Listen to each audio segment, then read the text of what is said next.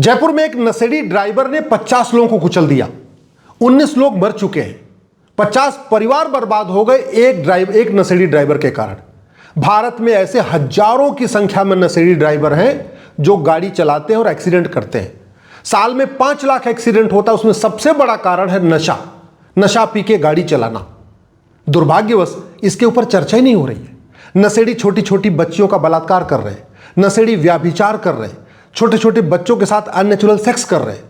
नशे के कारण लाखों परिवार बर्बाद हो चुके हैं, नशे के कारण लाखों माँ बाप बर्बाद हो चुके हैं, नशे के कारण लाखों बहन बेटियां अपने पतियों से परेशान हैं, नशे के कारण लाखों बच्चे अपने बाप से परेशान हैं, लाखों लोग आत्महत्या कर चुके हैं। इसके बावजूद भी नशा मुक्त भारत, शराब मुक्त भारत पे चर्चा नहीं हो रही। नशे के कारण समाज बर्बाद हो रहा है, नशे के कारण राष्ट्र बर्बाद हो रहा है, नशे के कारण युवा पीढ़ी बर्बाद हो रही है। इसके बावजूद नशा मुक्त भारत, शराब मुक्त भारत पे चर्चा नहीं हो रही है। वेद पुराण कहता है नशा ठीक नहीं है, फिर भी वेद पुराण की बात करने वाले नशा मुक्त भारत की बात नहीं कर रहे। बाइबल कुरान की बात करने वाले नशा मुक्त भारत की बात नहीं कर रहे। मठ मंदिर की बात करने वाले नशा मुक्त भारत की बात नहीं कर रहे। समाजवाद, लोहियावाद की बात करने वाले नशा मुक्त भारत की बात नहीं करते। गांधीवाद, नेहरूवाद की बात करने वाले नशा मुक्त भारत की बात नहीं करते।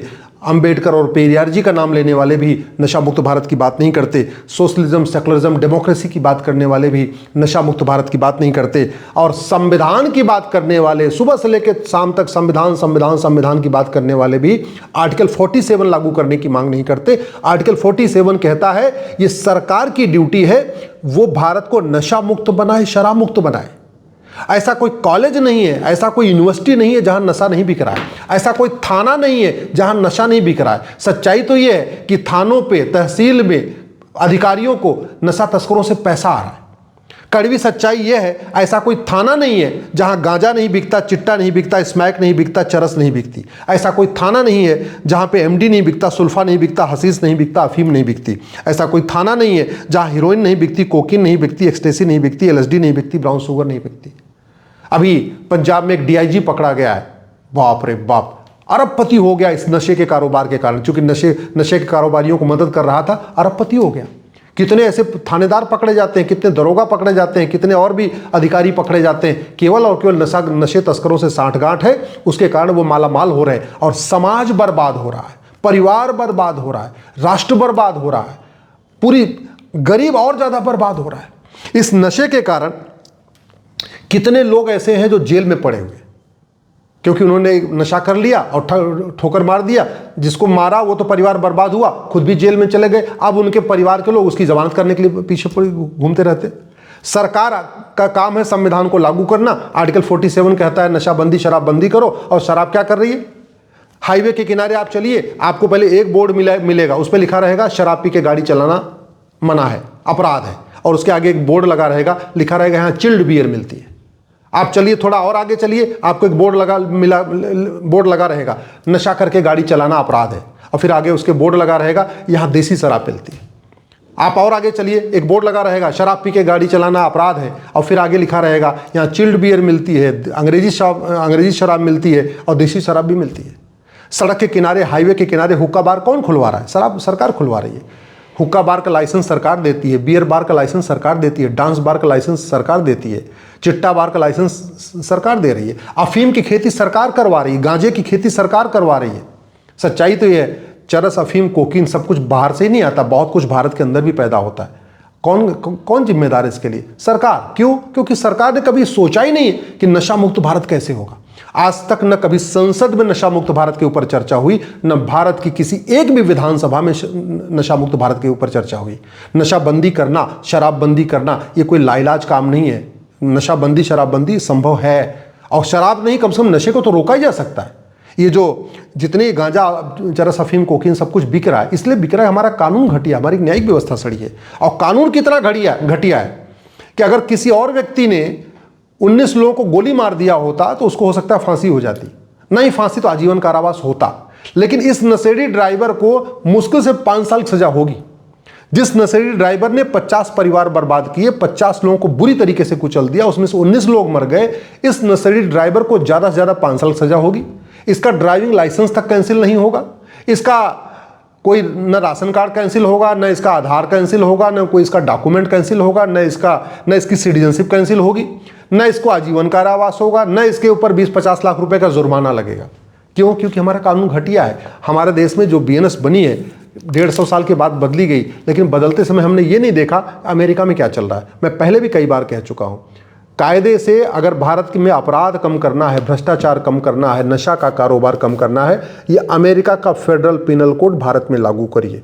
बहुत अच्छा कानून है। अमेरिका इसकी रॉयल्टी नहीं मांगेगी, अमेरिका इस पर टैक्स नहीं लगाएगा, इसको हम फ्री में नकल कर सकते हैं। मैं सरकार से निवेदन कर रहा हूँ, एक कमेटी बैठाइए, ये अमेरिका का कानून को रिव्यू करिए, सिंगापुर के कानून को रिव्यू करिए, जर्मनी के कानून को रिव्यू करिए, चीन के कानूनों को रिव्यू करिए और भारत के कानूनों को बदलिए। जब तक पुलिस सिस्टम नहीं बदलेगा, जब तक जुडिशियल सिस्टम नहीं बदलेगा, जब तक एडमिनिस्ट्रेटिव सिस्टम नहीं बदलेगा, जब तक भ्रष्टाचार खिलाफ कठोर कानून नहीं बनेगा, जब तक ड्रग के खिलाफ कठोर कानून नहीं बनेगा, तब तक नशा तस्करी, ड्रग का कारोबार नहीं रुकेगा। जब तक ड्रग का कारोबार नहीं रुकेगा, तब तक ऐसे नशेड़ी ड्राइवर लोगों को कुचलते रहेंगे, लोगों को मारते रहेंगे।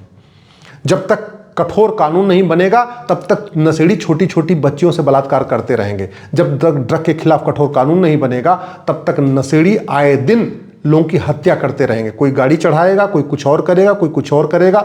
रोड रेस का सबसे बड़ा कारण नशा है, रोड एक्सीडेंट का सबसे बड़ा कारण नशा है। छोटी छोटी बच्चियों की, 1 साल की 2 साल की बच्चियों के बलात्कार का सबसे मूल कारण जो है नशा है। बच्चों के साथ यौनाचार का मूल कारण नशा है। आपस में रंजिश का सबसे बड़ा कारण नशा है और नशे के कारण लाखों परिवार बर्बाद हो चुके हैं।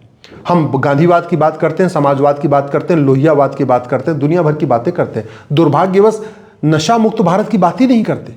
ये नशा हमारी संस्कृति को नष्ट कर रहा है, हमारा धन भी जा रहा है, हमारा धर्म भी जा रहा है। नशे के कारण लाखों परिवार बर्बाद हो रहे हैं। फिर इसके ऊपर चर्चा क्यों नहीं हो रही है?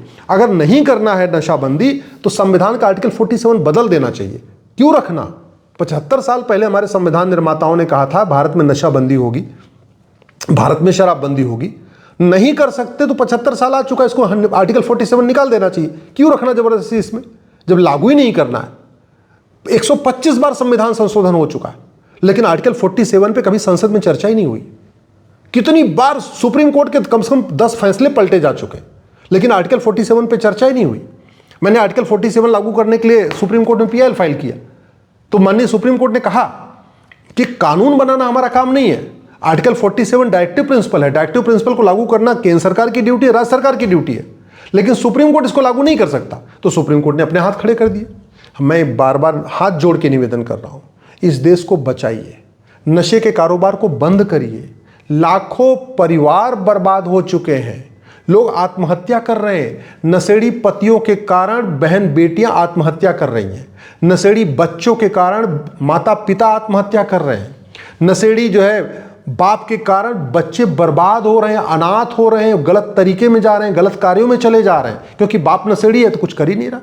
नशेड़ी जो है अपने बच्चों को मार देते हैं, अपने माता पिता को मार रहे हैं, अपनी पत्नी को मार रहे हैं, अपने भाई समझाता भाई को मार देते हैं, बहन समझाती बहन को मार देते हैं। आखिर इस पे चर्चा होगी कब? सबसे ज्यादा परिवार में अशांति नशे के कारण है, सबसे ज्यादा डिवोर्स के केसेस नशे के कारण हो रहे हैं। मैं पूरी गारंटी के साथ कहता हूं, जितने डिवोर्स के केसेस हो रहे हैं उसको अगर रूट काज जाके देखें, उसमें एक बड़ा कारण नशा है। तो जब नशे के कारण पूरा परिवार बिखर जा रहा है, नशे के कारण समाज बिखर जा रहा है, नशे के कारण आपस में लड़ाइयां हो रही हैं, कोई व्यक्ति आता है गांव में नशा करके दूसरे की बहन बेटी को छेड़ देता है, उसके बाद आपस में फिर झगड़ा शुरू हो जाता है, पूरा पूरा गांव 2 टुकड़े में बिक जाता है, बट जाता है। ऐसी स्थिति में नशाबंदी करना जरूरी है, आर्टिकल 47 लागू करना जरूरी है। मैं देश के सभी अपने पंडा पुजारियों से आग्रह कर रहा हूं, सभी अपने महामंडलेश्वर से आग्रह कर रहा हूं, सभी अपने पादरी, सभी मौलवी मौलाना से आग्रह कर रहा हूं, सभी अपने मैं कथावाचकों से आग्रह कर रहा हूं, मैं सभी नेताओं, अभिनेताओं, लेखकों, बुद्धिजीवियों, पत्रकारों, कलमकारों से, यूट्यूबरों से हाथ जोड़ के निवेदन कर रहा हूं, आर्टिकल 47 लागू करने की मांग करिए, नशाबंदी शराबबंदी की मांग करिए। भारत को अगर विश्वगुरु बनाना है तो नशाबंदी करना ही पड़ेगा। नशाबंदी किए बिना भारत विश्वगुरु नहीं बन सकता, नशाबंदी किए बिना परम वैभव का लक्ष्य प्राप्त नहीं हो सकता, नशाबंदी किए बिना विकसित भारत नहीं बन सकता, नशाबंदी किए बिना भारत दोबारा सोने की चिड़िया नहीं बन सकता है। हम भारत को जहां ले जाना चाहते हैं वो तभी होगा जब नशाबंदी होगी। नशाबंदी के बिना न बाबा साहब अम्बेडकर का सपना साकार होगा, न गुरु गोलवलकर जी का सपना साकार होगा, न वीर सावरकर जी का सपना साकार होगा, नशाबंदी किए बिना न गांधी जी का सपना साकार होगा, न लोहिया जी का सपना साकार होगा, न पटेल का सपना साकार होगा, न दीनदयाल जी का सपना साकार करना होगा। इसलिए मैं हाथ जोड़ के निवेदन कर रहा हूं, नशा मुक्त भारत अभियान के ऊपर चर्चा करिए और भारत को नशा मुक्त और शराब मुक्त बनाइए।